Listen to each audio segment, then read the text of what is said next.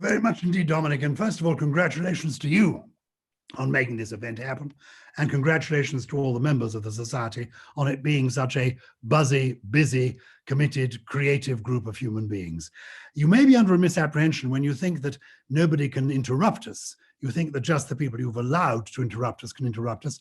I say that only because I recently, in fact last week, took part in a pre-record of an episode of Just a Minute. This is a radio show that's been going for more than 50 years, and we're doing a new series now on Zoom. And we assumed it would just be the people taking part in the program who would be able to intervene. But halfway through, we realized that there was a maverick person pressing a buzzer, and somebody had managed to break into the system, so that it wasn't just me and Paul Merton and Sue Perkins trying to interrupt. There was somebody called Alan of Kingston upon Lynn, whatever that may be, who kept coming in with his own. So anything could happen, which is why we're doing this live. I'm thrilled to be here. Let me introduce to you the person that we have really come to meet, your president, my friend, somebody who has done so much for giving us intelligent entertainment over many years. Can we salute Julian Fellowes? Julian, welcome. Oh, that's very nice of you. Welcome. Do you think we have Alan with us tonight? We'll discover in a moment. I'd like you to begin, Julian, by telling us where you are. I think we should both explain where we are. And yes, tell us where this lovely setting, a little nook you are. What part of the country? I am sitting in the billiard room of my house in Dorset, which is in a village called West Stafford, just outside Dorchester and right in the middle of Thomas Hardy country, actually. So I have different literary associations down here. But anyway, that's where I am now. And is this a room that you do your Zooming from? Is it where do you normally write? When you're... No, I write in here. I have a desk in the corner of the billiard room, which actually makes sense because otherwise it would never be used except when my son is staying. So it was just a kind of empty room, and I took it for my own workplace. And it suits me very well because it's at the end of a wing. So it isn't a sort of thoroughfare room where people tramp in and out all the time. And that works for me. We're going to talk about Trollope's discipline and his writing practices in a moment, but just tell me briefly how you work. When you're writing something, are you very disciplined? How do you do it? Well, I used to be disciplined. I think I've got a bit slack lately because I find I want to read the whole newspaper. And of course, you have to operate on a timetable. You have to say, I've now had breakfast for long enough. I'm now going to stand up. I'm going to my desk. And so I get rather weak at the moment, but I think it's lockdown has just sort of dribbled away my strength of purpose. And I now must reacquire it. But normally, when things are normal, if they're ever normal again, I start work at about 9:45, 9:30, 9:45. I work until lunch. I break for lunch. I work then until, about sort of 7, 7:30, 8. If I'm in the country. In London, there's always lunches and meetings and meeting your agent and talking to people and everything that interfere with your working day. So it's easier for me to get a proper working day down here.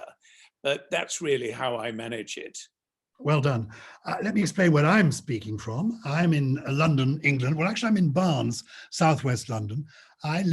Given Julian lives in Thomas Hardy country, I live in Henry Fielding country. Henry Fielding's country house was about 200 yards from where I'm seated now. In fact, the house that I live in is on the site of a house where Handel lived when he first came to England. Yeah, which is rather nice. I'm working on the plaque at the moment. There's some dispute about it because I want my name to be included as well. They said, we don't mind about Handel, but I thought having me as a kind of coda. Anyway, I'm here and I'm just going to show you that Dominic mentioned my collection. There you are, can you see? Look, I love having those. Though the truth is, those are the ones I have, but the ones I actually read, of course, are the paperbacks. That's the way it works, isn't it? So, and my routine for working is quite simply a bit like yours, actually. I've not been as firm recently as I was at the beginning of lockdown. You know the great line by Mark Twain about if you want to write a book, how do you do it? Application, apply the seat of the pants to the seat of the chair. Anyway, Trollope is a role model to us because he was so disciplined and wrote so much. But let's begin at the beginning. Where for you, Julian, did your life with Anthony Trollope begin? When were you introduced to him and why? I can't completely remember how old I was, but I know the first book was when someone gave me a copy of the Eustace Diamonds, and I read that, and it's an extraordinarily vivid novel with a wonderfully vivid heroine. I mean, in fact, Becky Sharp, Lizzie Eustace, and Scarlett O'Hara are all the same woman in different periods of history, but she is one of the greatest anti-heroines, where everything she does is self-interested entirely and mainly dishonest, and you're completely on her side throughout, which is a wonderfully skillful bit of character creation. And I absolutely love that. And although it is technically one of the Palliser novels, in fact, it's a standalone novel as well. You don't have to have read the others to enjoy it. And after that, I started to explore. I did read The Warden and Barchester Towers and all the rest of it. And although I enjoyed the Barchester novels very much, I found in the end of the series, I slightly preferred the political novels. There was something about the world he was portraying with all those different levels that I found very, very interesting. And then I started on the standalone books and worked my way through quite a number of those, of which probably, I think we get to this later actually, but probably my favorite is Orley Farm. So I'm quite trolloped by this stage. When my wife and I read Orley Farm, it was many years ago, we went each summer to the island of Corfu with our children.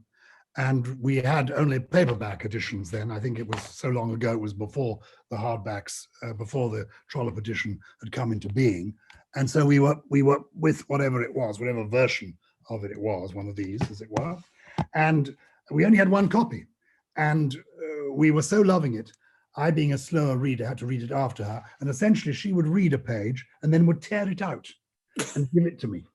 We became so obsessive. We just could not put Orley Farm down. I couldn't wait to go on reading it.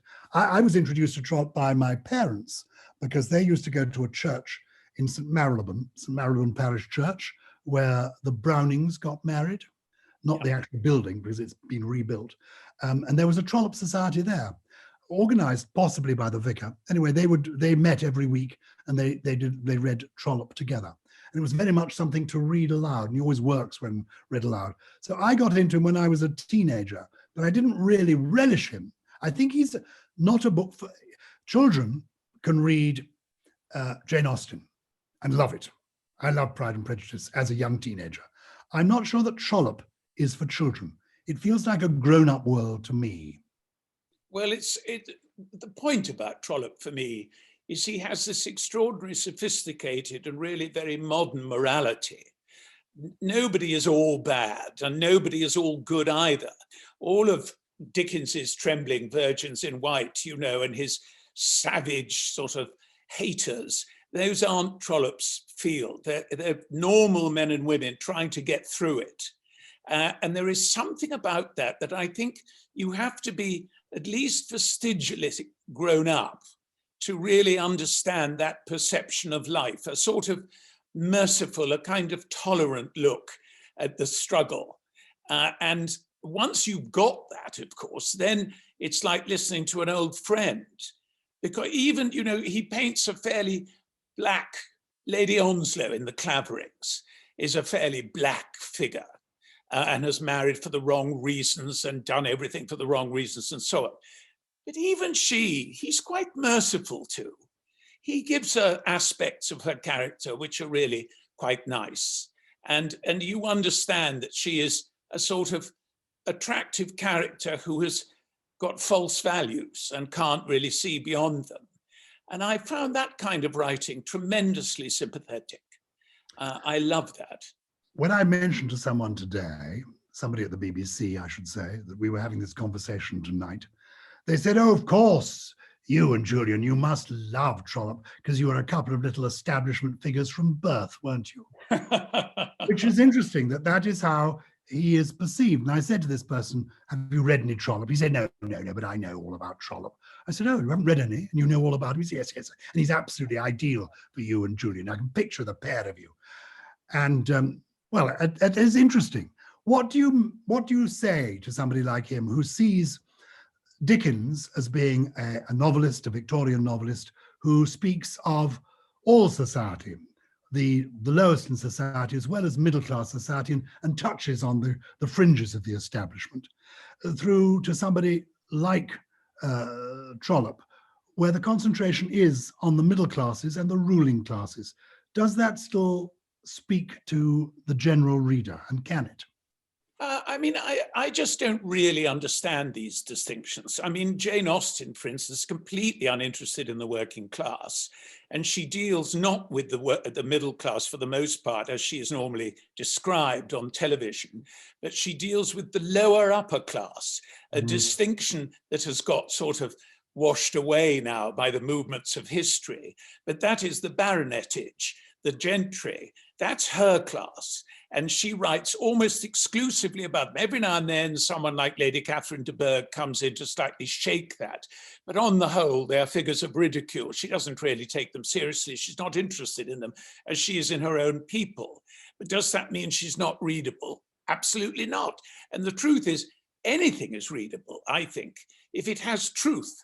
If people are writing about closely observed, truthful characters, then they are interesting. Once they are writing externally observed falsification, then they are not interesting. It just absolutely is as simple as that. And the fact that Trollope found what he was looking for in the middle and upper classes without any, I mean, he does have the odd working class character, but he's clearly not so interested in them. But so what?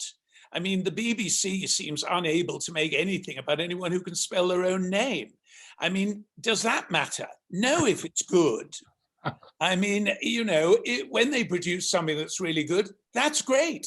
I don't have any kind of mission that everyone's got to do everything. Does all of Trollope work for you?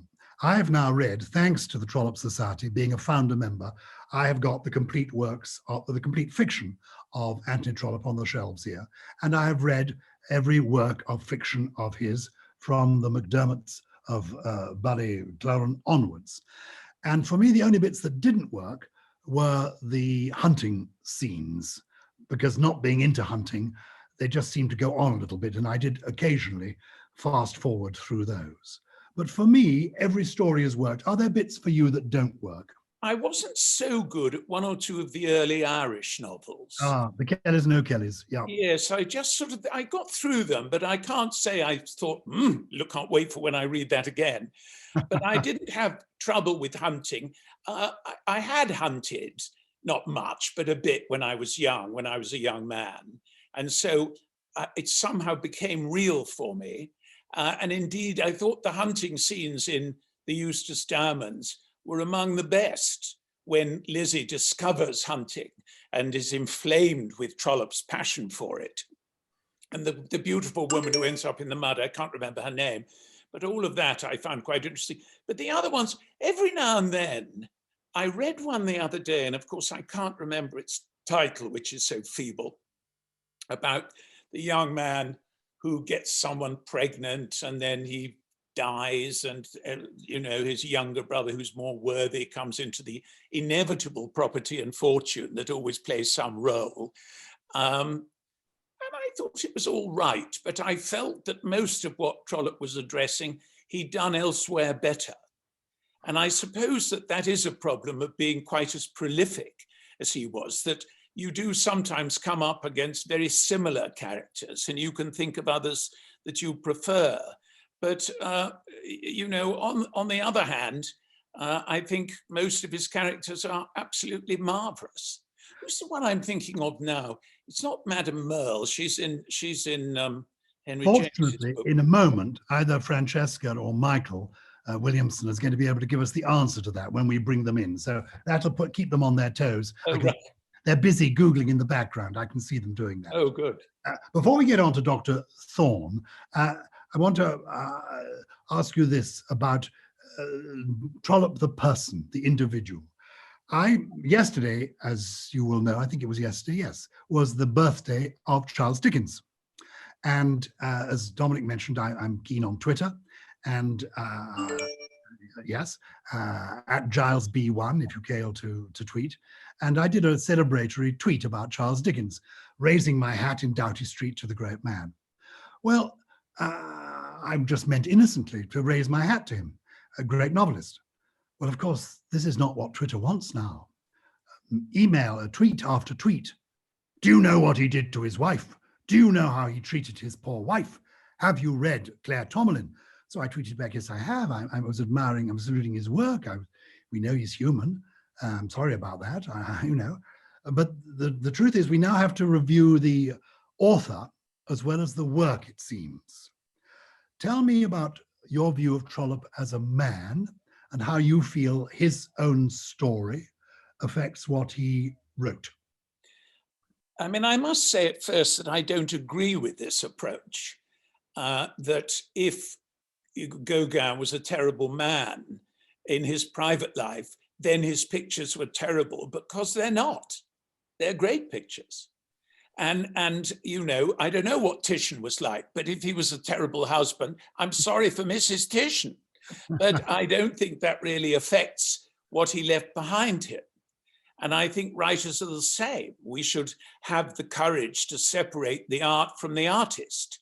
However, if we are going to review the man, and of course that's a legitimate study in itself, biography, I'm perfectly happy with that someone wants to study the man or the woman that has made this and write about that and turn that into a different form of art. I'm fine with that. But I don't think if someone was a rotten husband or a terrible wife or a drunk or whatever, that means you mustn't now read and admire their books or admire their pictures. I think it's a denial of truth. And all of these philosophies that are a denial of truth don't have my support. However, I will now answer your question. I think Trollope was a very interesting character in his background because it gave him an inside view of a very wide spectrum of British life, English life at that time. He was born into an aristocratic family, a minor aristocratic family with a baronetcy and an estate. And eventually, in fact, the title would pass to his own descendants. The present baronet is his great-great-grandson or whatever he is. And so he had that, and he was quite friendly with his cousin, his father's cousin, the present Bart. All of that was fine. He used to go and stay there. He saw that world from the inside as someone who had a right to see it as of blood. But at the same time, his father was a ne'er-do-well who made a complete bish of his entire career. And he, just lay on the sofa sobbing while poor old Trollope had to walk into school with shoes that had no soles and be teased about poverty and having no money at all and always having torn clothes and being looked down on as a beggar. And then he had this mother who was an absolute middle-class powerhouse who refused to accept the limitations of being married to a failure. She just thought, sod that, and got cracking and went to America and started writing her books and wrote her comedy books and set up her great salesware and merchants and merchandise and all this stuff. So this is an incredible mixed view of life, that you've got these totally different approaches, but you're doing all of them as an insider. And I think that was what gave him his extraordinary breadth of vision and the sense that some writers have a problem with from both ends, that everyone from, someone doing a very menial task at the background to the Duke of Norfolk, everyone is at the center of their own life. And for them, their own life is a progressive narrative of tremendous interest. Mm-hmm. And that's something that Trollope got hold of. And he understood it, that all of these characters that he creates are starring in their own lives. And so often you find, whether people are writing from this view down here or a sort of Silver Fork novel up here, the real lives are only the ones of the group they approve of. Everyone else is a kind of subordinate, semi-human figure, and you can't attribute real feelings to them. I mean, I remember being rather pleased once watching television in America, and they were interviewing a young English critic about Downton Abbey and the success it had achieved.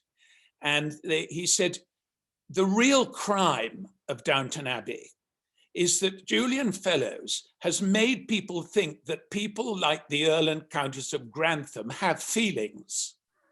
Now, I love that. I thought, well, if I have, good. Because up till now, this poor man has thought there are types of people that he is not connected to by common feeling, whereas in fact, there are no types who you are not connected to by common feeling. And one of the jobs of drama, I think anyway, is to remind people of that. Wonderful.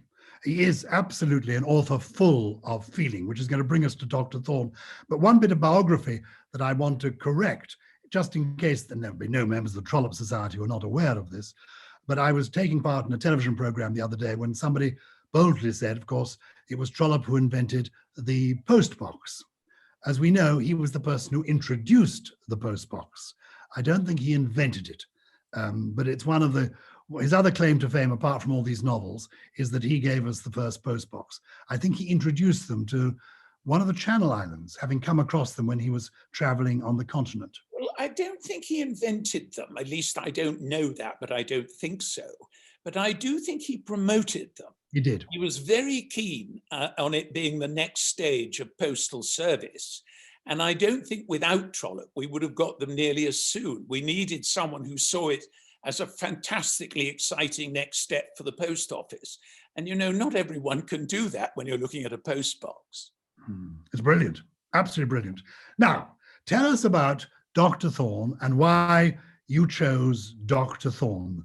There'd been a wonderful television series 30, 40 years ago, I remember, was it the 1960s, of what I felt were quite a few of the Barchester novels. Donald Pleasance and others were in that. Do you remember that one?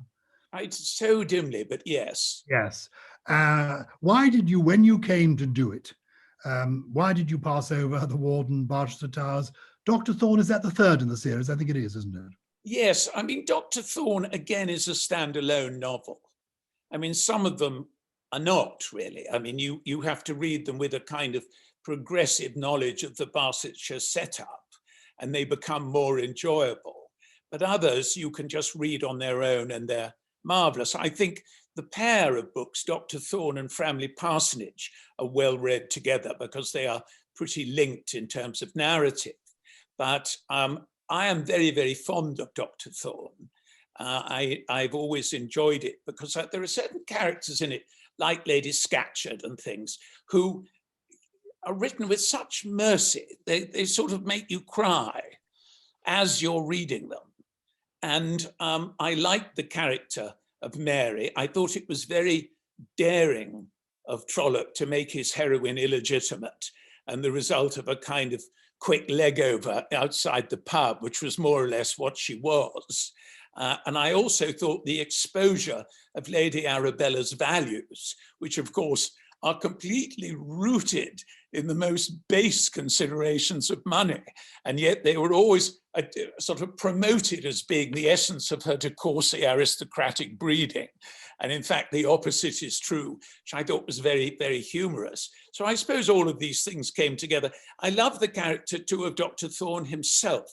He is a classic Trollopian man, a reasonable man, a kind man who is trying to do his best. He is neither a snob nor a socialist. He is just trying to serve everyone as they would like him to serve them and trying to get through, and is on the whole someone who prefers friendship to enmity. All of these things I agree with.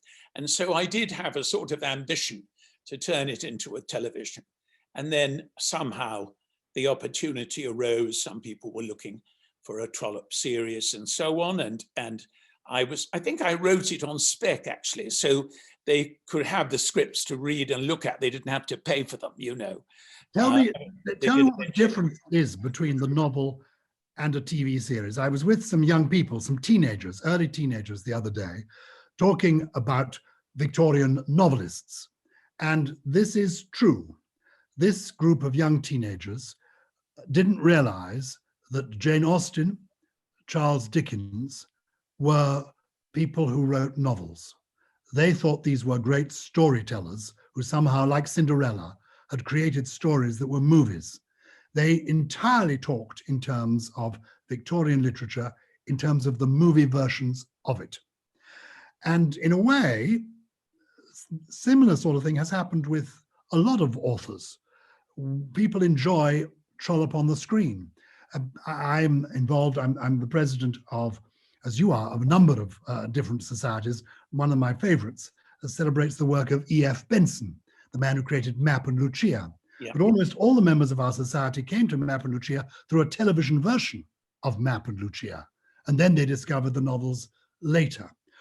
Tell me a little bit about how you feel, what you're doing to a great author like Anthony Trollope when you're turning him into television. Well, I think it's quite complicated because on one level, I'm sorry that they didn't realize they were books, they were novelists writing books, because the truth of the matter is, if you have enjoyed a television series of a novel, you should always read the novel, because there is always more in the novel than there was in the television series. Because if you dramatize a novel, I mean, a thin book like Brideshead Revisited makes 12 hours of episodes, which most people are not prepared to do now. And a fat book, you know, when you're trying to cram Vanity Fair into a 2-hour movie, you know, it would take you 2 hours to read the first 3 chapters. And so you should always read the book.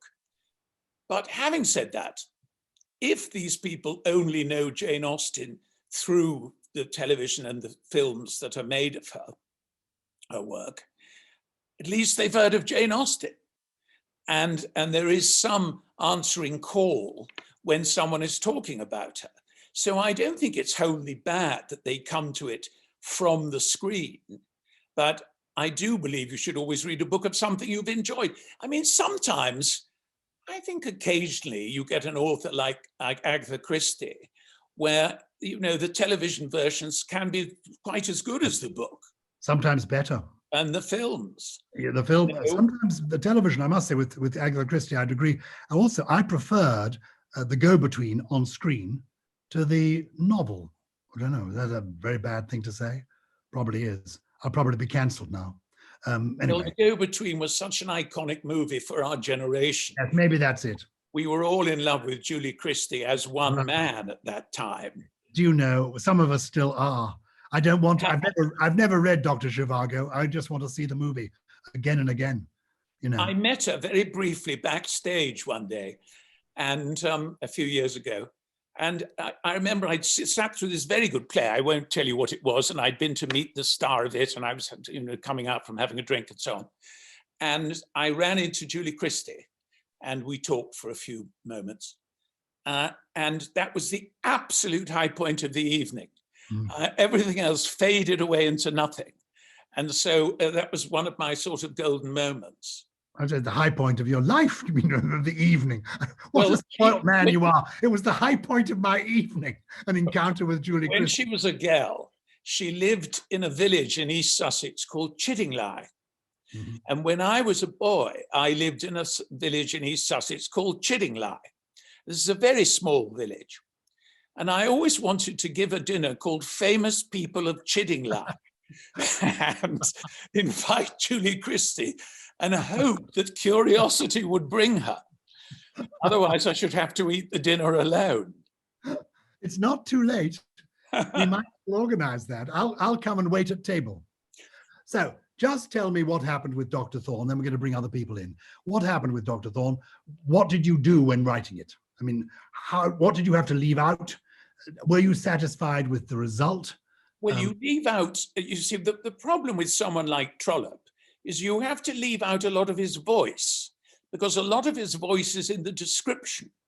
I mean, a lot of his voice is in the dialogue, and as much as possible, I always try to use the original dialogue, albeit edited or clipped or whatever, but the original words of the writer. and it is very possible with Trollope because he writes marvelous dialogue.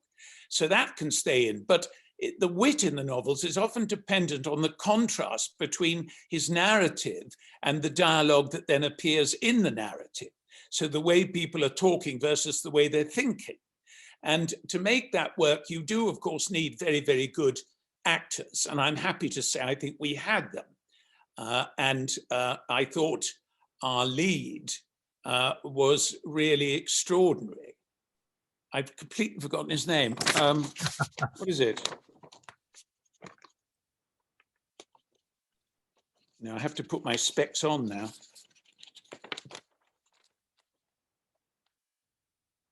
Yes, I'm mad. Tom Hollander. Oh, yes.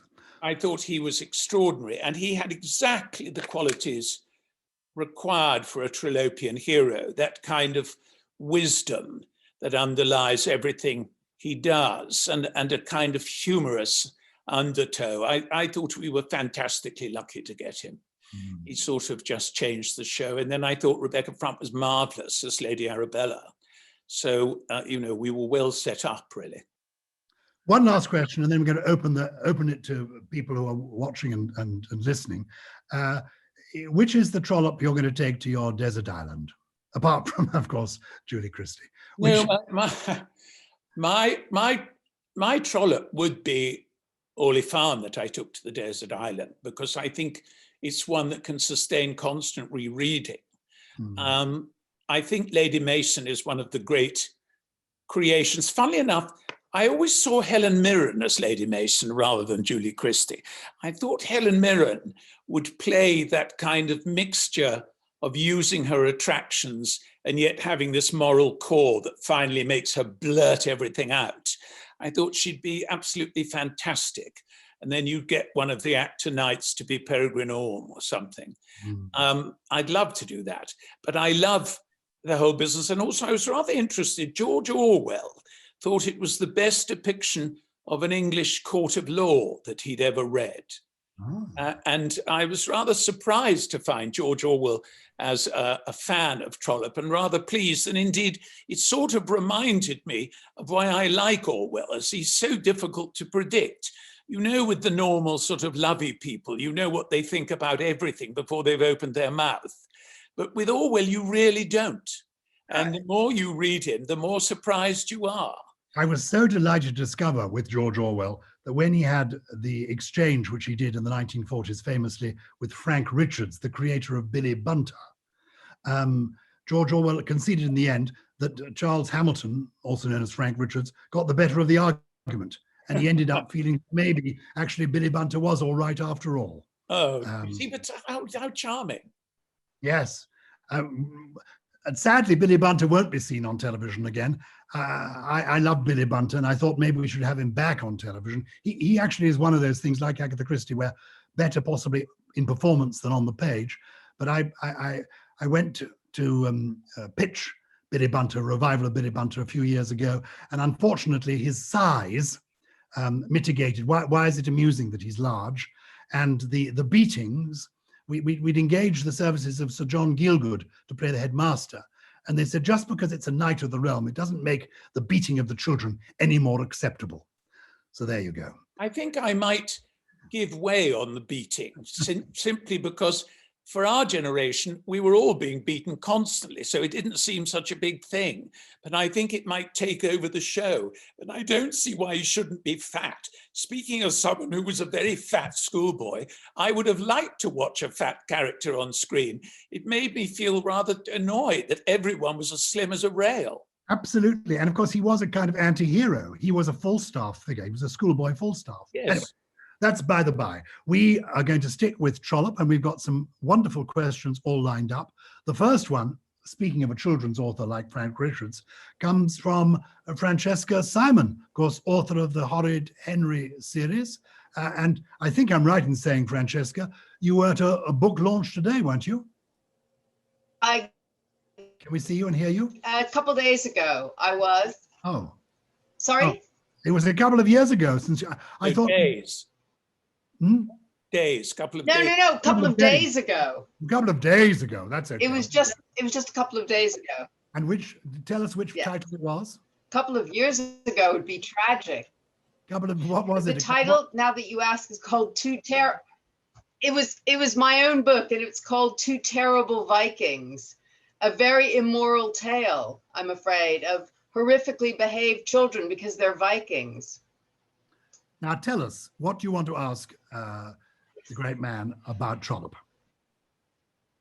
Well, it's been a real pleasure to listen to you both talk. Now, when I saw Downton Abbey, I immediately thought, especially the first series, this was written by someone who really loves Trollope. So I was curious about how much did Trollope's focus on money and marriage and status influence the creation of that show and those characters? Well, I think it would be more accurate to say that Trollope and I share a fascination with money and status and marriage. And these come out in both our works. He thinks you can't have a happy ending without money and marriage. And on the whole, I do. I have a very left-wing brother who always criticizes me for it and says, oh, you and your marriage and money, everyone's got to have marriage and money. And I say, no, not everyone has to have it, just everyone in something I've written. So we leave it at that. We're losing you, Francesca, so we're going to bring Michael Williamson in now. Michael, are you there? Michael, of course, is a former, as we know, chairman of the Society. And I think you were the chairman in 2016 when Dr. Thorne was aired. Tell us, what do you want to ask, Julian? Well, yes, I certainly was. And first of all, let me say thank you for such a fascinating discussion. At that time, and of course, we were just coming after the 2000 anniversary and various other celebrations in the Society. We were really excited about the dramatization. It just came at exactly the right time, I think, and we were very grateful for Julian to have chosen it. And we appreciate, because obviously over the years there have been many dramatizations of classics, and I think you get to the point that real enthusiasts will always quibble about something. They'll always say, well, you know, you took out my most favorite character, you know, and that's really terrible.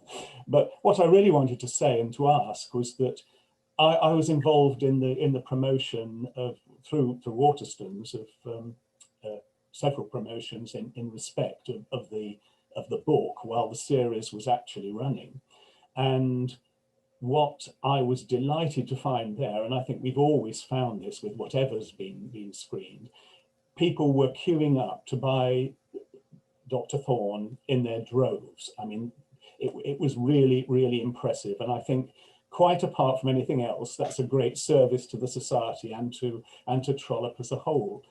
I'd like to ask, you know, is this always one of your objectives when you're choosing what book to adapt? Are you seeing the flow from screen to the books, and where I think we've already said it's generally speaking, people will find some things in the books that they didn't see in the screen and vice versa.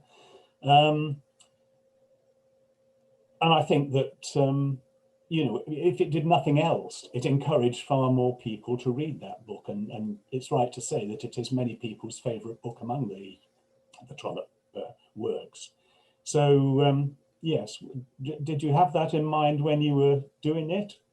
Julian. Well, by definition, any book that you choose yourself and try to get set up, and in fact, two producers came to me saying, can we try and get Dr. Thorne going? But we hadn't got a commission, we hadn't got backing. So we had to do the whole journey.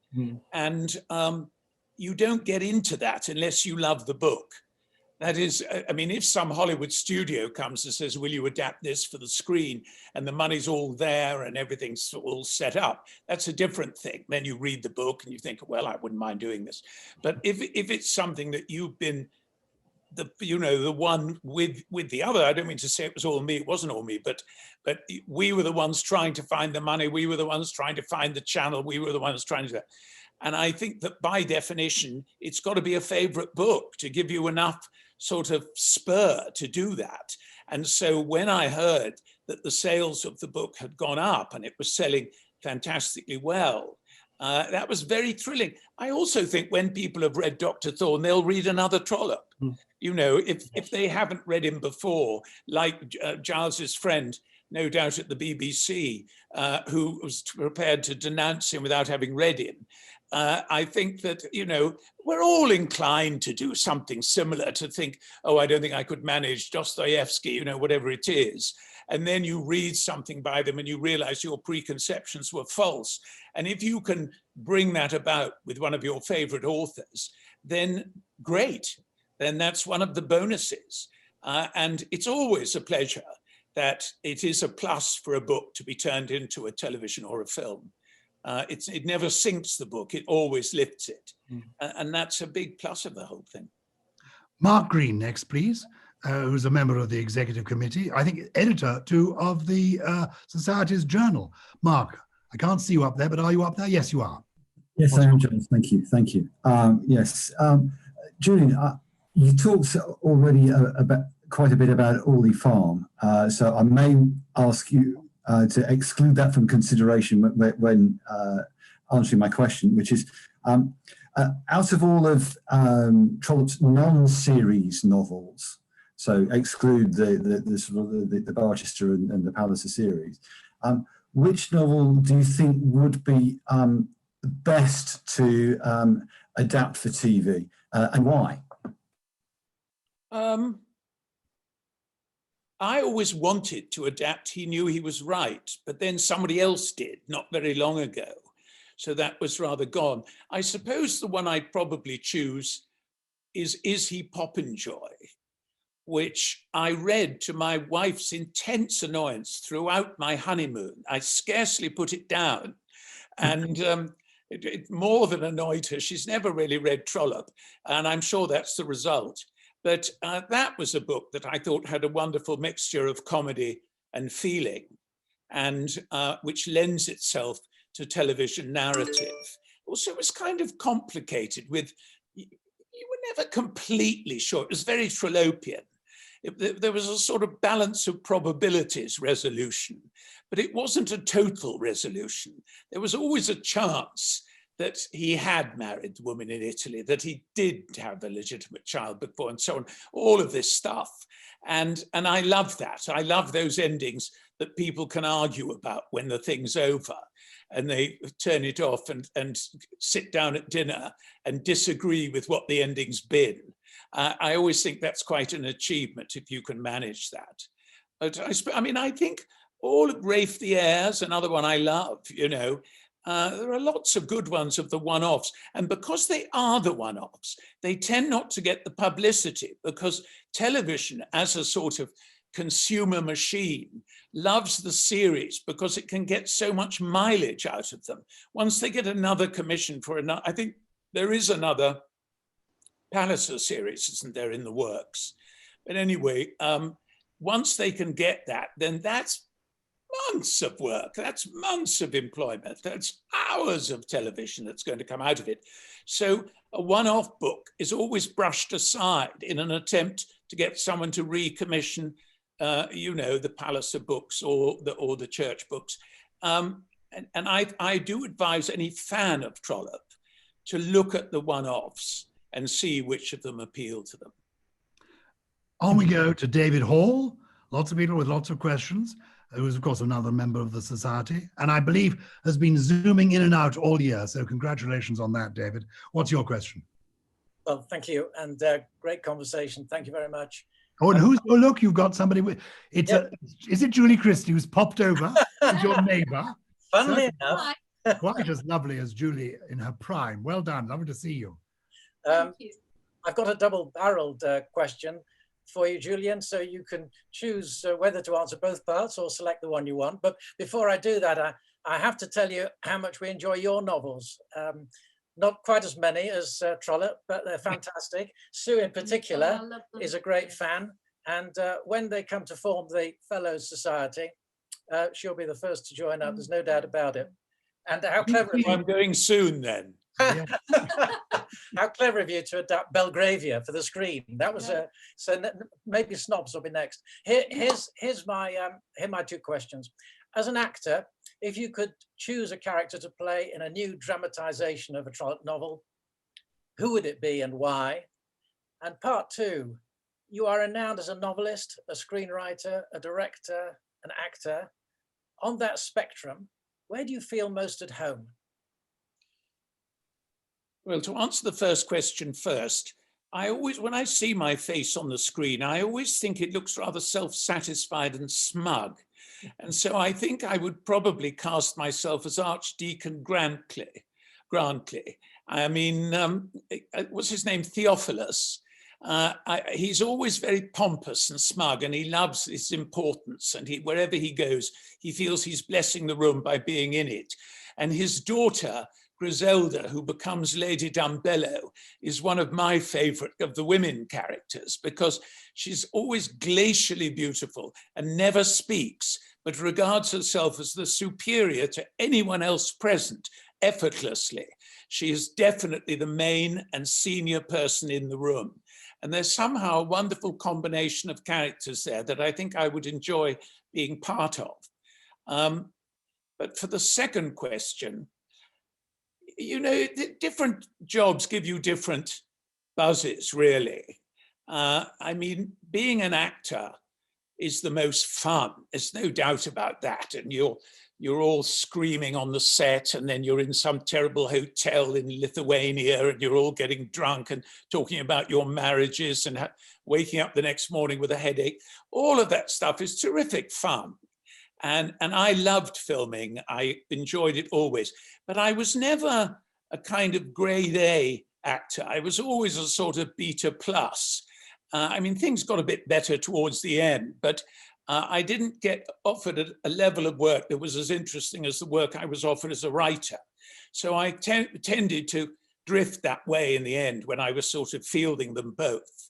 And, you know, there is no doubt that when you write something and it gets made, it's a big if, but when you do, and then it's a success, and I've been very lucky. I mean, I've had 2 big smash openings on Broadway. I've had hit novels. I've had hit movies. I've won an Oscar.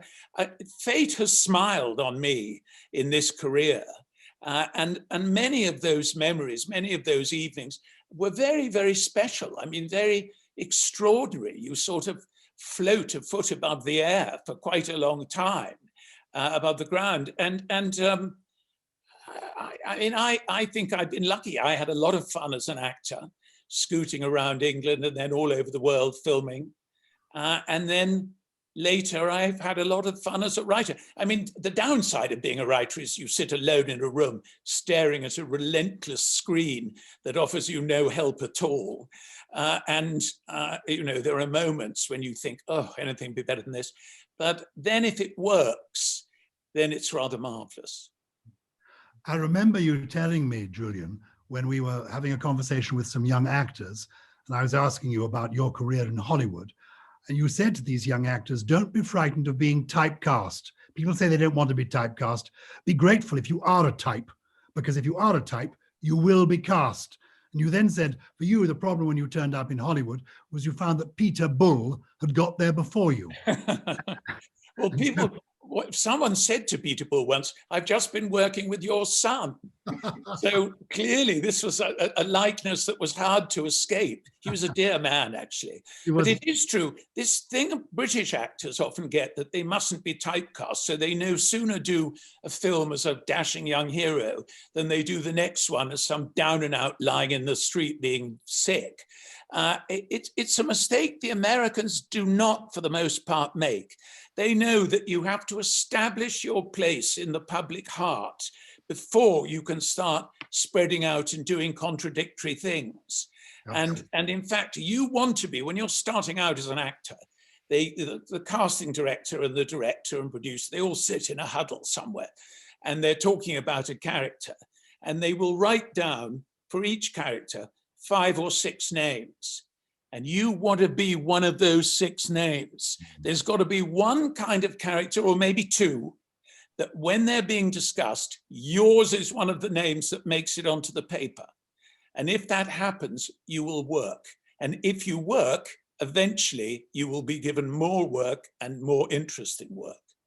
We're almost out of time. I want to ask you, talking of more work, what you are doing now and what you're going to be doing next.